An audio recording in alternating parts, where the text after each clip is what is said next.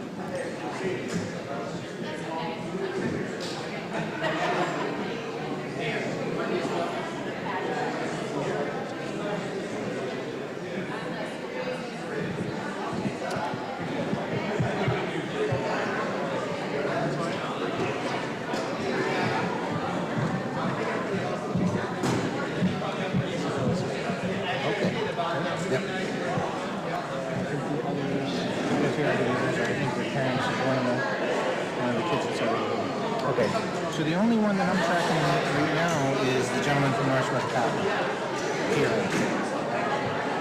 Is who? The only one, Piero, is the only one I'm uncertain about. Yeah, we don't know him. But I'll ask. So the gentleman in the hallway is Piero's Northwest Capital contact. But we'll be good to start. Maybe one more reminder to myself.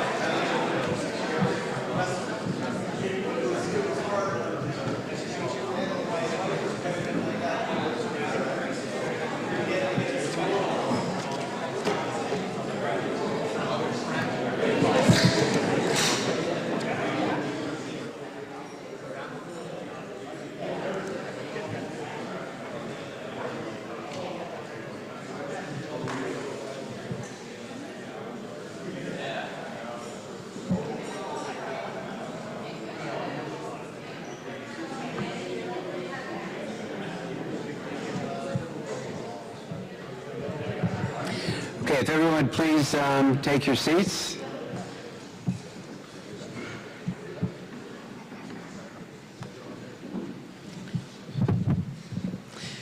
Good evening and welcome to the class of 2024 military inductees ceremony.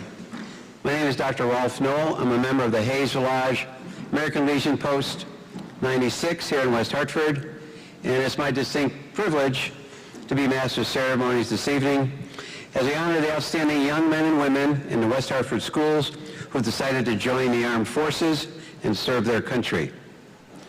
I'd like everybody to stand at this time while we post the colors with the American Legion Honor Guard.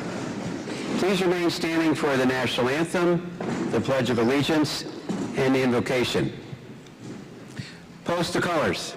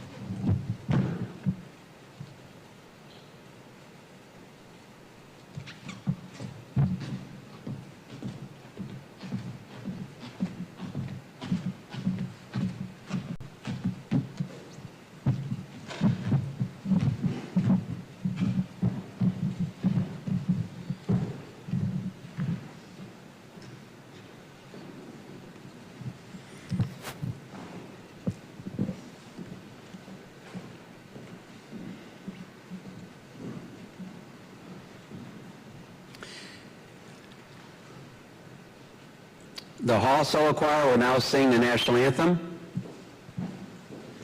Military personnel in uniform should stand at attention. Veterans may render the hand salute. All others, please place your hand over your heart.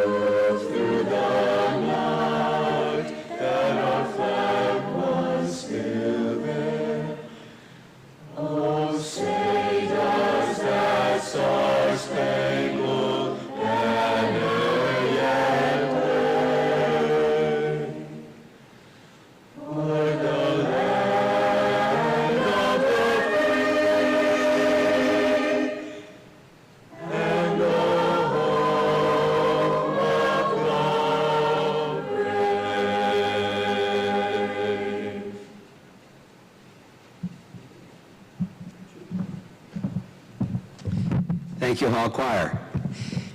At this time, Daniel Pichardo will lead us in the Pledge of Allegiance.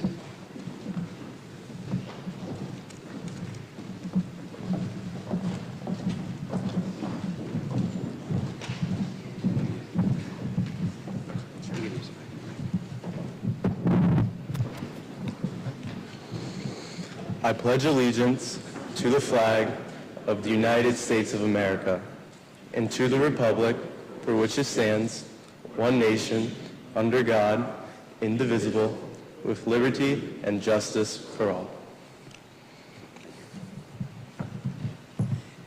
Thank you, Daniel.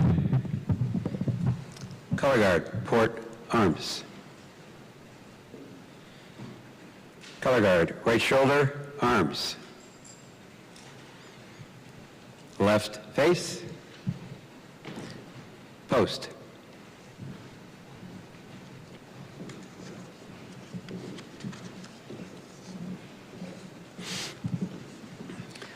While you remain standing, Monsignor James Kinane, Colonel, United States Army, retired, will offer the invocation.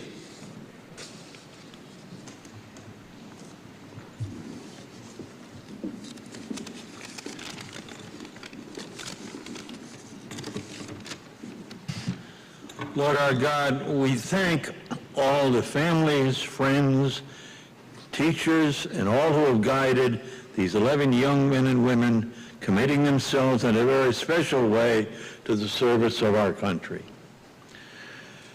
May we all learn from our history of our nation to enjoy the privilege of being Americans, a privilege we see so many others striving to share.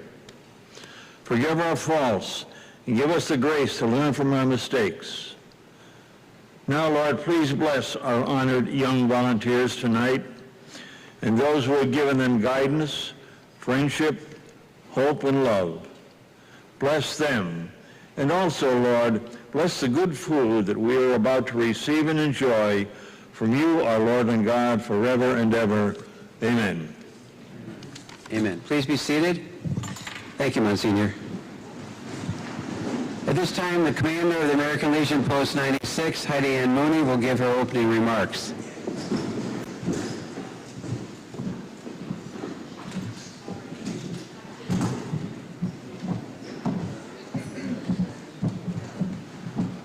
I'm pretty loud, so I'm going to not use the mic.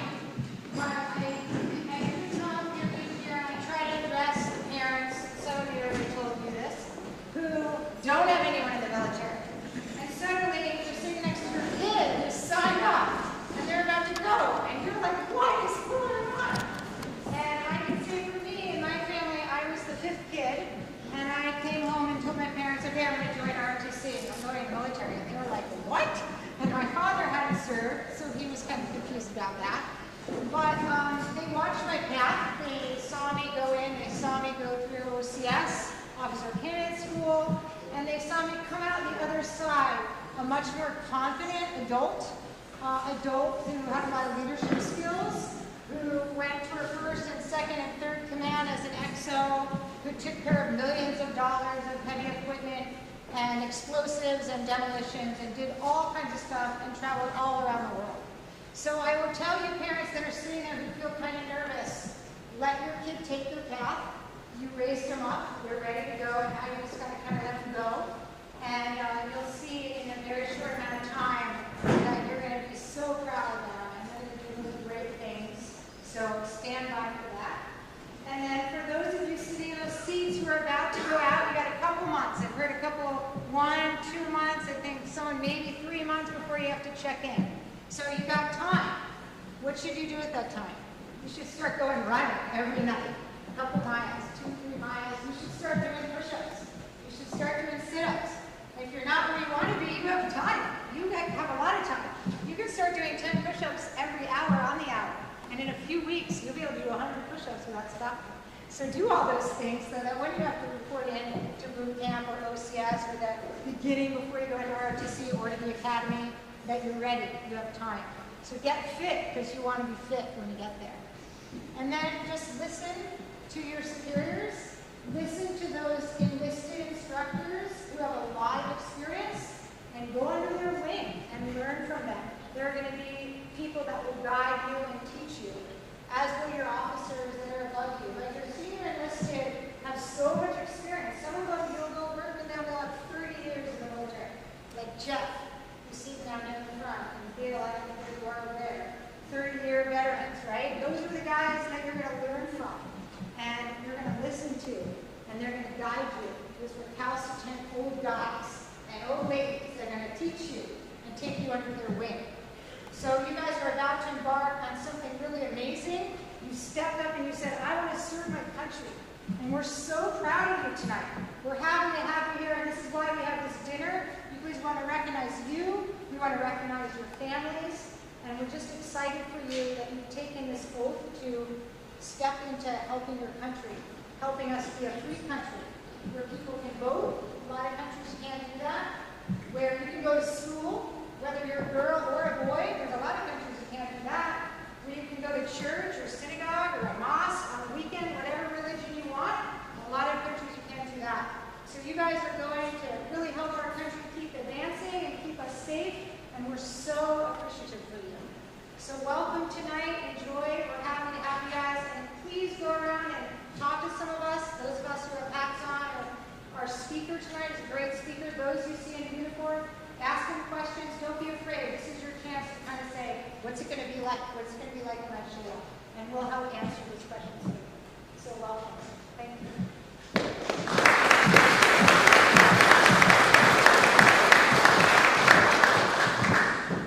Thank you, Eddie Ann. This is the 10th year that the American Legion has sponsored this event. We've honored nearly 200 seniors in the West Hartford school system who have joined the military. It would not be possible without the cooperation and the support of the Board of Education and the Office of the Superintendent of Schools of West Hartford. So we're extremely grateful to Command Sergeant Major Paul Vasinis, Kristen Banning, Laura Hamill, and all the principals and guidance counselors here in West Hartford for their hard work and their guidance. At this time, Command Sergeant Major Paul Vasinis, the Superintendent of Schools, West Hartford, will give his opening remarks. Well, good evening, everyone. We can do better. Good evening, everyone. Good evening. There we go.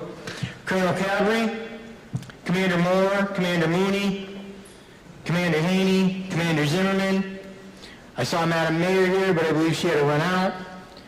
Board of Education members, heads of schools, educational leaders, members of the Hayes-Velhage Post 96, American Legion, but most importantly, members of the graduating class of 2024, families and friends. It is an honor and a privilege to welcome you here to the 2024 Military Inductee Ceremony. As stated, my name is Paul Vaicinas. I'm here tonight representing West Hartford Public Schools as its superintendent, but moreover, I'm honored to be here tonight in uniform to represent not only the Connecticut Army National Guard, but also the less than 1% of Americans who have answered the call and stand forth in a commitment to service in our armed forces. This month I celebrate my 36th year, so Heidi, I got some of those gray hairs. I can also answer questions. But I stand before you not only proud but humbled with the realization that I am soon to represent an example of past service over present. And all of you here today, we celebrate based on you clearly being an example and a representative of our future. The future of the military. You are stepping forward onto the road less traveled, choosing a more strenuous life, one filled with a certain measure of sacrifice, but the rewards of camaraderie, honor, and accomplishment.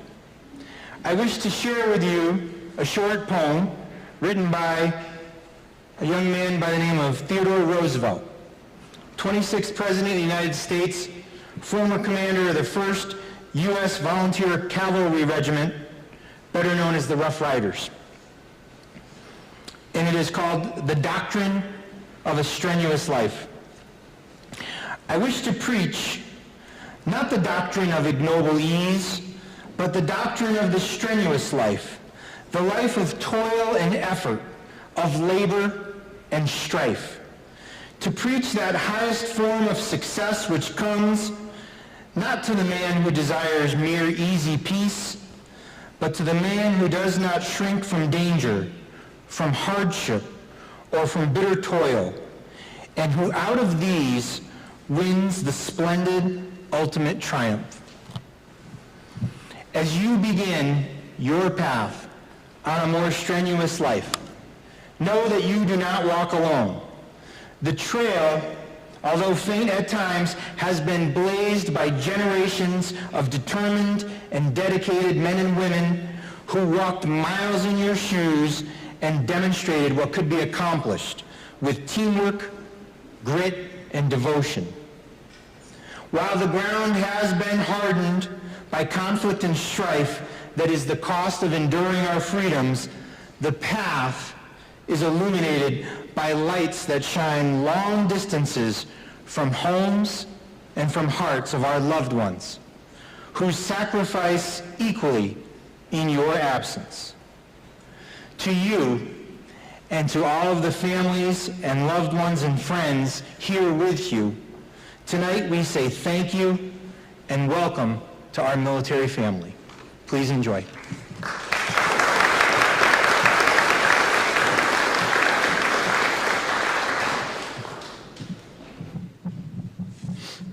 Thank you, Paul. The Hall High Choraleers will now provide a musical interlude before our dinner. Good evening. My name is Dr. Stuart Johnson. I'm the new choir director at Hall High School. These are the Choraleers. We're very glad to be here. And a big congratulations to those students who will be going into the armed services. We appreciate that and we honor them. We have two songs tonight. The first song is from our Pops and Jazz performance. It's called For All We Know. And then we have a concert version of our national anthem.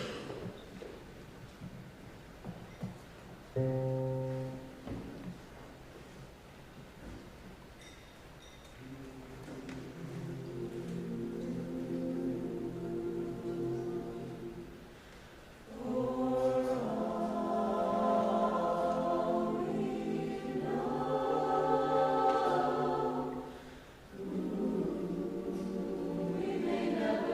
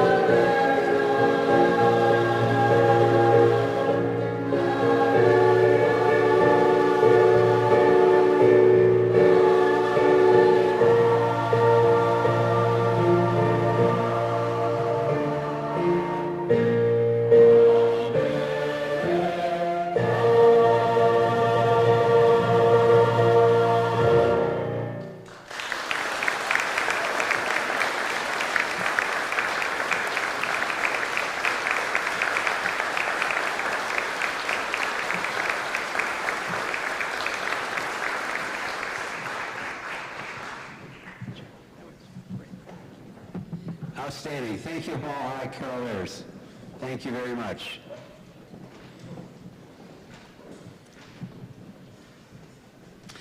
This time we're going to start our dinner service. So we're going to start with table 1 right here and go up to the buffet.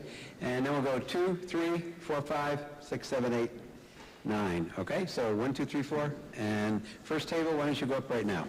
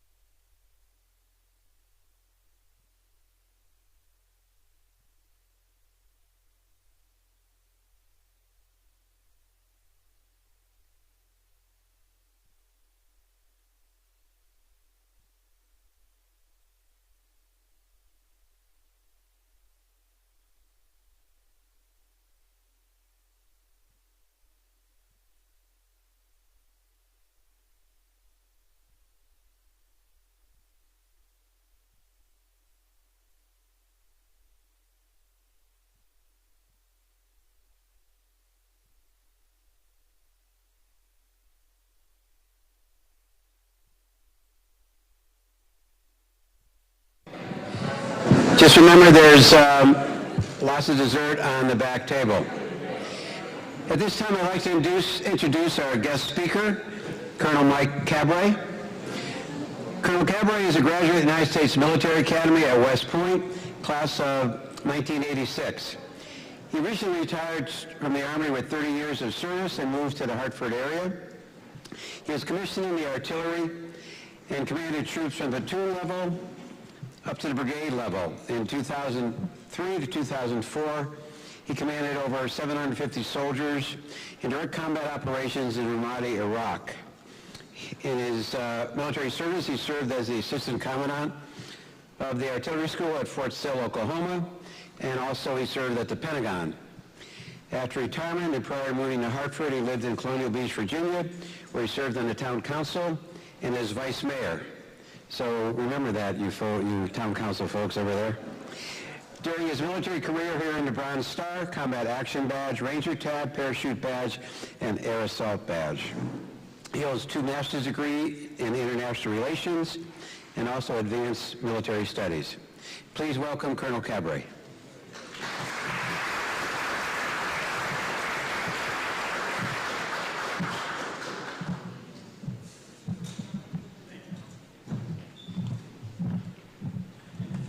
All right, good evening, everyone. You can hear me okay? All right. So I am so grateful to have been asked to participate in this event here. All right. All right, we're good. All right. Before I begin, I want to thank the American Legion Post 96. I mean, what a wonderful tradition you guys have started here. To our state commander, Mr. Moore, glad to have you here as well. And I just hope you can continue this amazing tradition here. This has been great to see how this pans out, and I think it's very special to recognize the families and these young students that are about to embark on their new chapter. A thank you to Paul Vasidius and the rest of the school board that's here. I mean, you guys are the ones that prep these kids. You're the background to help prepare them for what they're about to enter, so your role is huge in this, and it should never be forgotten. So thank you for what you've done. And I want to thank the people who are responsible for that great dinner and all the entertainment. What a classy evening that you guys have all put on here. And finally, I especially want to thank the families. And you're here supporting your young son or daughter in this decision in joining the military. And I know from experience that sending a child of your own in the military can be a little bit uncomfortable. But it is your support and encouragement to them that will ultimately provide a sense of comfort for them as they enter this next phase of their lives. Thank you for supporting them, and all of you deserve a round of applause. So the parents and families, thank you.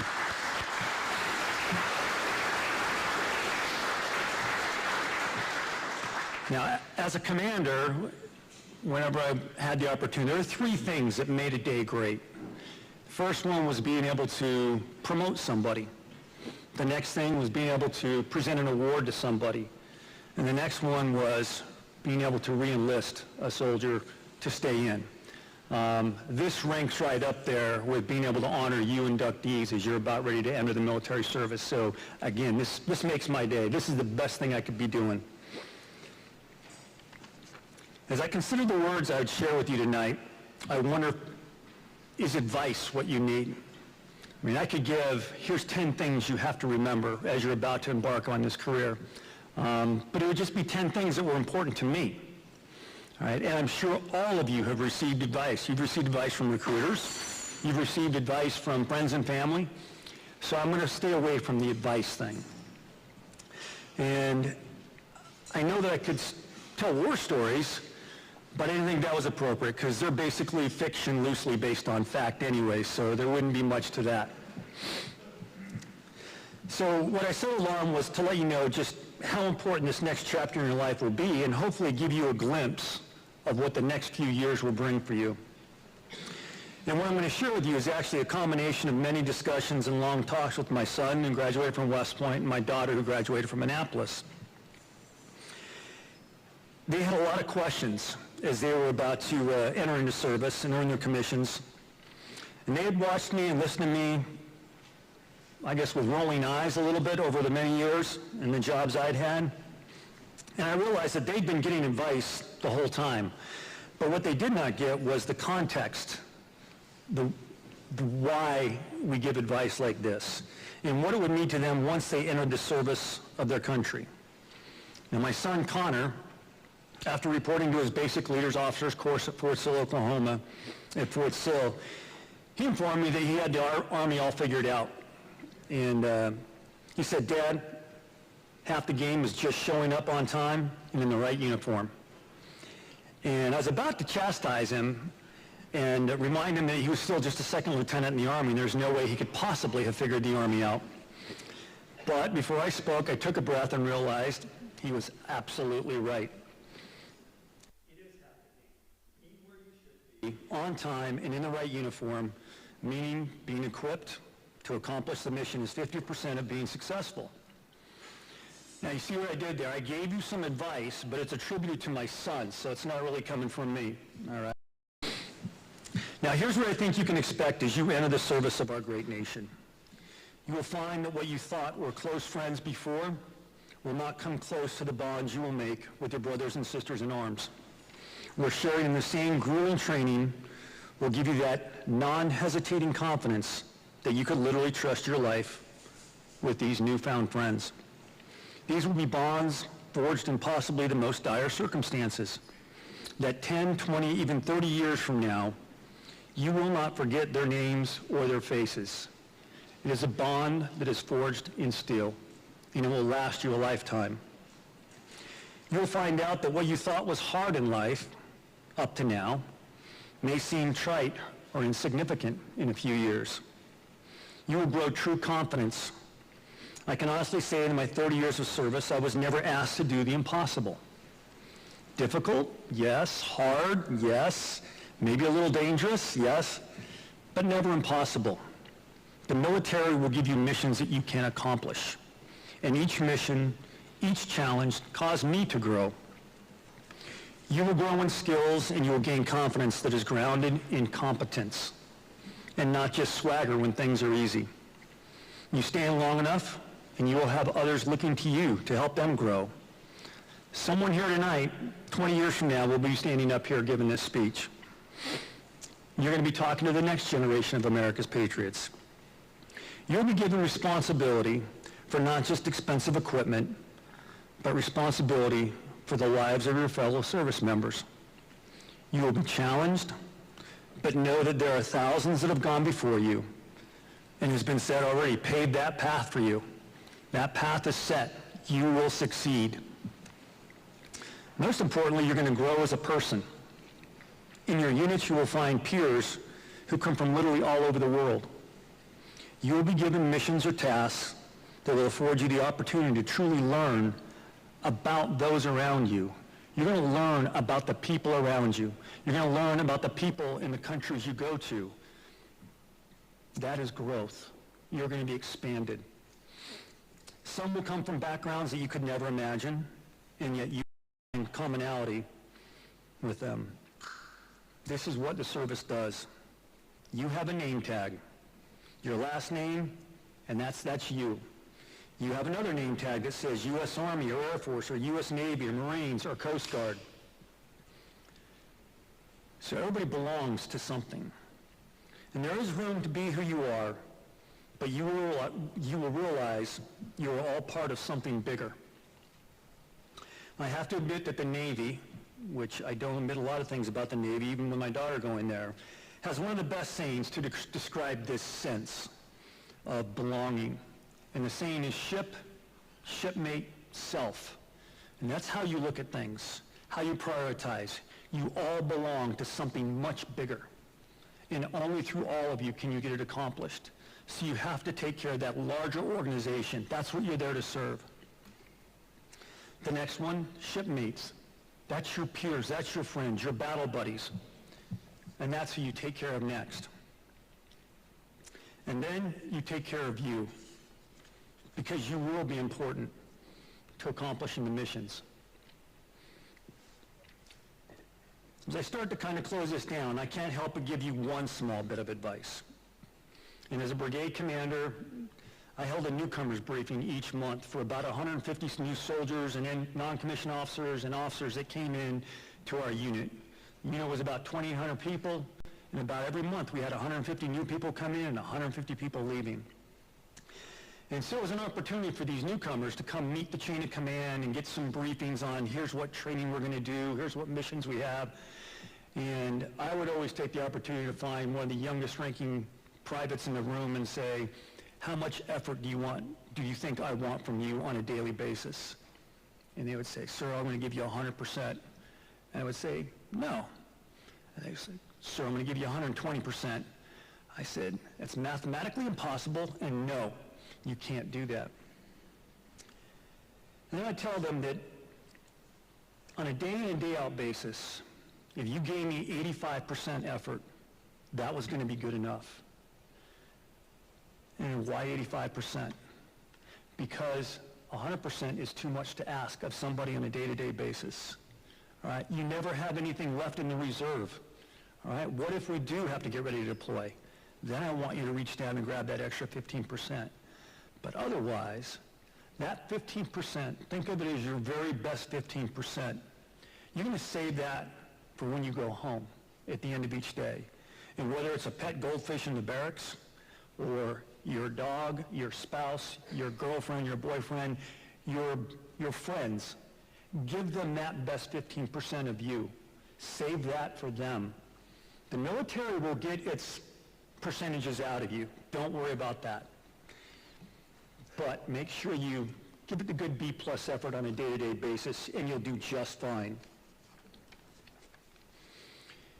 You are about to take an important oath that you must take very seriously. It is to defend our Constitution, the document that defines our way of democracy. It is not to a president or a party or anything else. You're taking an oath to defend a document. But in your endeavors to support and defend this ideal laid out in the Constitution, you will embark on a path that very few have chosen or will choose to take. You all have just begun that journey that will certainly result in a better you. I am so happy to have had this opportunity to be with you tonight. I'm envious of your next chapter. I would do it all again.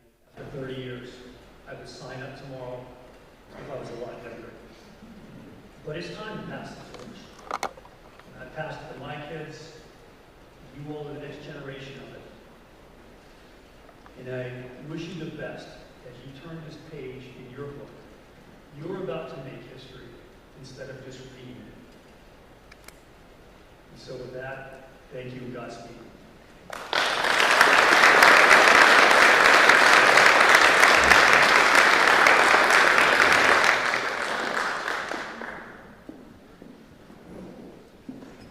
Thank you, Colonel Cabret. We'll now begin the portion of our program where we recognize the young men and women who made the decision to serve their country. Will the presenters please come up here on the stage at this time?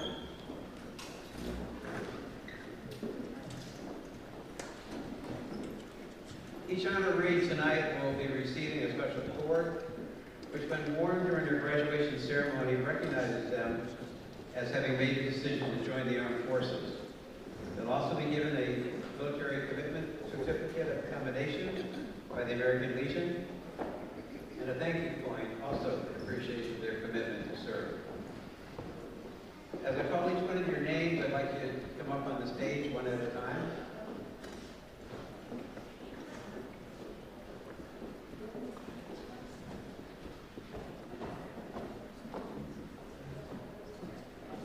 We'll try to do this in alphabetical order. So the first honoree, Adam Busey, would you come up on stage?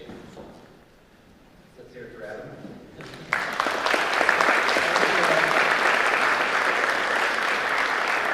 Adam is from Paul High School. He'll be attending the United States Air Force Academy in Colorado Springs, Colorado. He'll become what we used to call West Point. These guys are Zoomies. But the term for a plebe at the Air Force Academy is a dually. When you look that up in the dictionary, it means a servant. So he's going to be serving the upperclassmen at the Air Force Academy for a while. before he goes off in the wild blue yonder.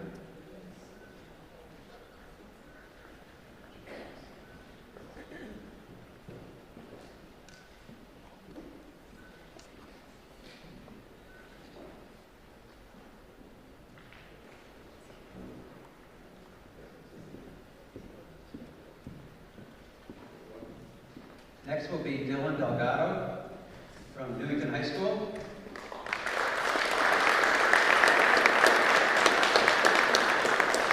So Dylan is going into the United States Navy.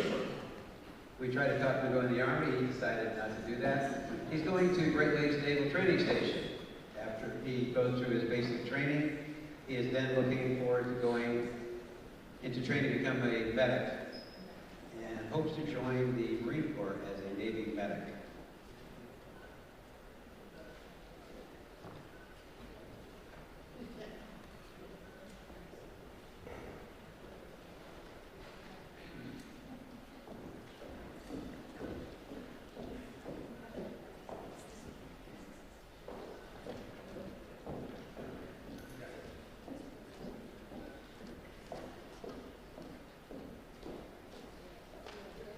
And our next honoree will be Sierra Hernandez. Sierra, come on up here. Sierra is a Howard High School graduate. She'll be going in the United States Army. She'll probably be doing basic training at either Fort Dix, Fort Leonard Wood, or Fort Jackson. Hopefully it's not Fort Leonard Wood, which is known as Fort Lost in the Woods.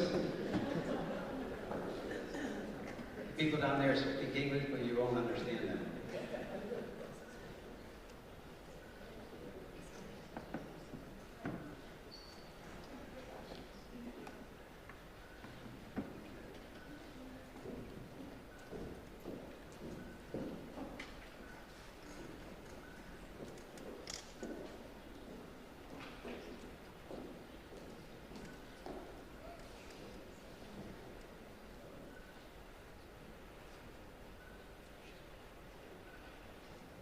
And our next honoree will be Isabella Idalencio.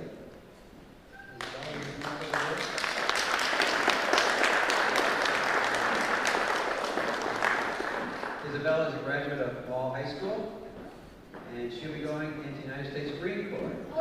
Semper Fi. Here you Marines out there.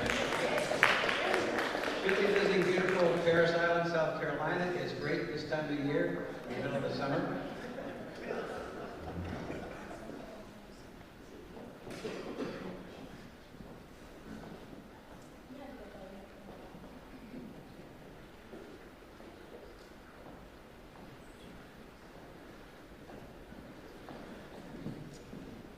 Our next honoree will be Roman Moray. Roman is a graduate of Kingsford, Oxford, and he'll also be going to the United States Air Force Academy. He'll also be a Zoolie or a Dually, whatever you want to term you want to say. He'll be enjoying beautiful Colorado Springs, Colorado, before he goes off in the wild blue yonder, along with his buddy Adam.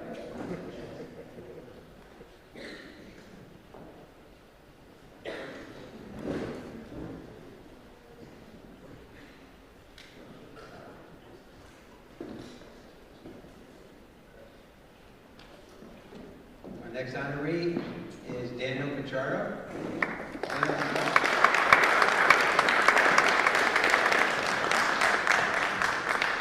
Daniel is from Newington High School. He'll be going into the United States Army. He is planning to become a medic, so he'll be doing 2 months of basic training, probably one of those Army bases that I mentioned. Then he'll be going to Fort Sam Houston in San Antonio, Texas, to enjoy his time at Riverwalk, but probably won't see that much of it. I also enlisted at age 17 in the Army as a medic, and almost made it to Fort Sam Houston, not quite.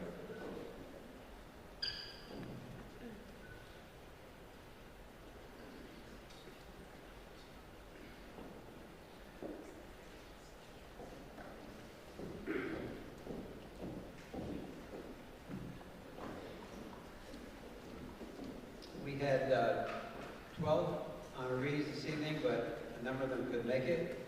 So the last honoree to come up will be Jonathan Samid.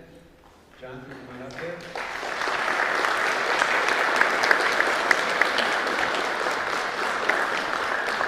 Jonathan is a Conard High School grad. He'll be going in the U.S. Army Reserves. He'll be stationed here at the West Hartford Reserve Center, of which I was a commander for a number of years and saw it be rebuilt. And then he's looking to use the GI Bill to go on to school. As you know, if you join the National Guard or Reserves, your tuition is paid for by the state of Connecticut. And he's well aware of that fact.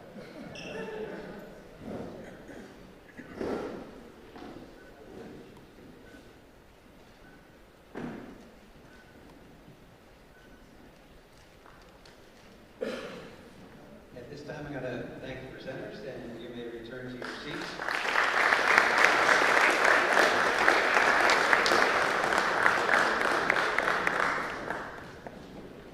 And at this time, I usually say I'd like to congratulate the families here tonight. Without your encouragement, inspiration, and parenting, your children would not have been the successes that they were in high school or chosen to join the armed services. But I think a number of people have said that already, so thank you very much, parents. I would now like to ask Latoya Yagaloff of the West Hartford Board of Education to offer the closing remarks tonight.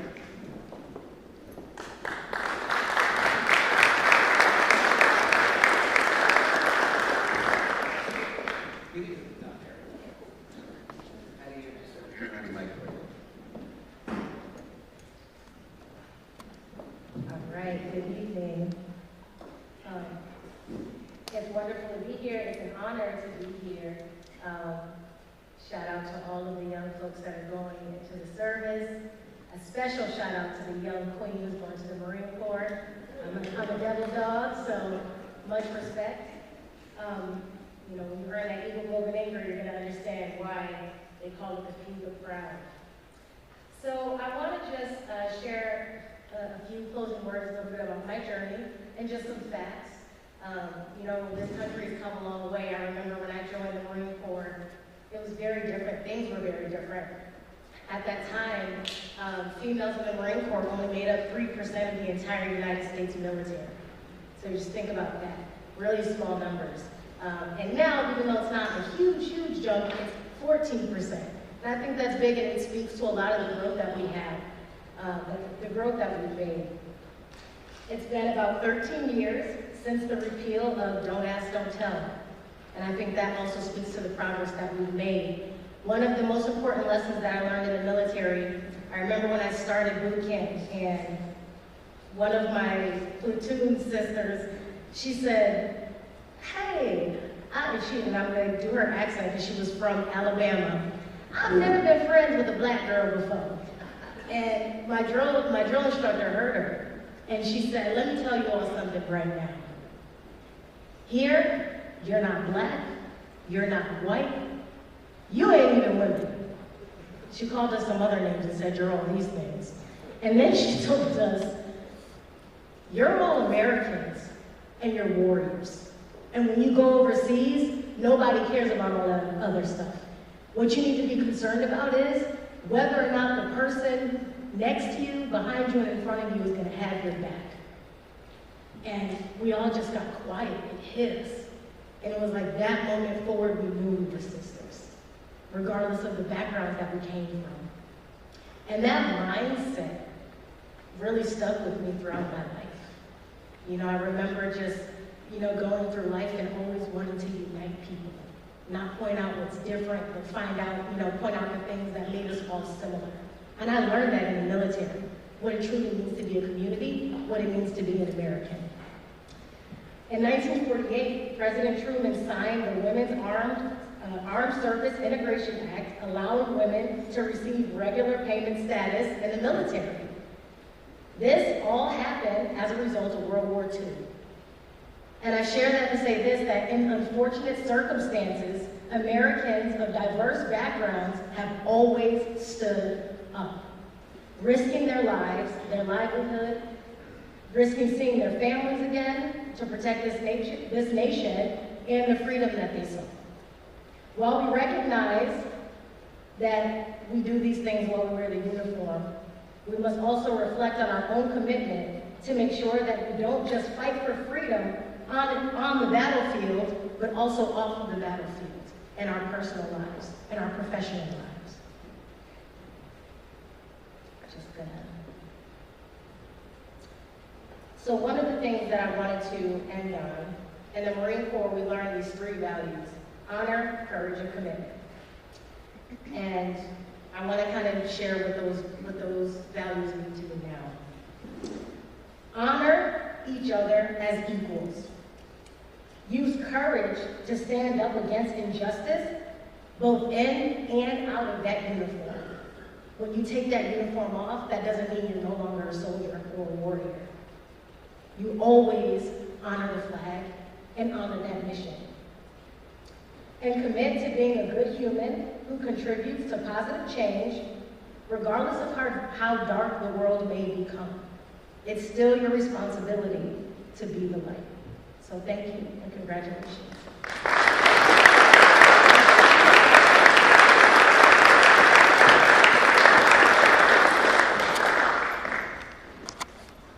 Thank you, LaToya. Now would you all please stand? Monsignor Name will offer the benediction.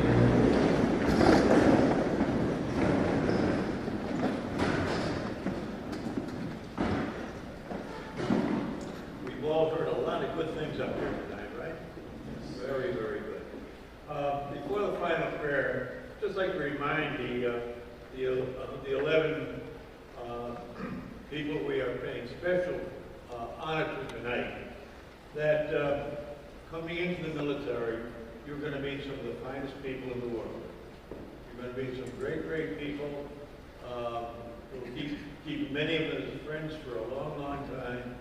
And just get ready for that. Meet some really, really good, nice people. Get ready, too, for some hard times. Life in the military is not always going to be easy. It's going to be challenges, and that's okay. It's okay to make mistakes, too. Every one of us here tonight has made mistakes. That's okay. The good thing about a mistake is we'll learn from them. So, again, get ready for mistakes, accept that, and learn from them. Part of that experience is necessary to grow up to, and it leads to success. Just recognizing our own deficiencies and really working hard at them. Along this line, somewhere along the line, you're going to meet somebody probably of different titles. I'll use the title right now of drill instructor. You'll meet some man or woman who will fill that role in your life. I want to tell you this. That drill instructor is the greatest friend you have. That instructor wants you to succeed in the military even more than your mother does. You're never going to get a better friend than that drill instructor. Now, when you hear someone get up and say that, oh boy, I just ask you to keep that in mind. Nobody wants you to succeed as well as that person, whoever it may be. So don't write off what you hear about drill instructors until you meet them. You got a real friend in them. Closing in prayer now for all the wonderful people here tonight gathered. Oh God, our Creator, as we joyfully celebrate and honor tonight these young persons, we ask your guidance for them to be successful and happy in the future. We thank you for the minions before us who have kept us free in time of danger. We are especially grateful and ask for the gift of eternal life for all those who have died in the service of our country. Guide all of us to avoid selfish pride in order to be free to live our lives in accord with your holy will. We often pray, thy will be done on earth as it is in heaven. We do that again now, Lord, our loving Creator, you who live and reign forever and ever. Amen. Thank you all very much. We enjoyed it very much. Good luck to our 11 wonderful chosen people here. And again, thanks to their families for all the support. Thank you, Monsignor. This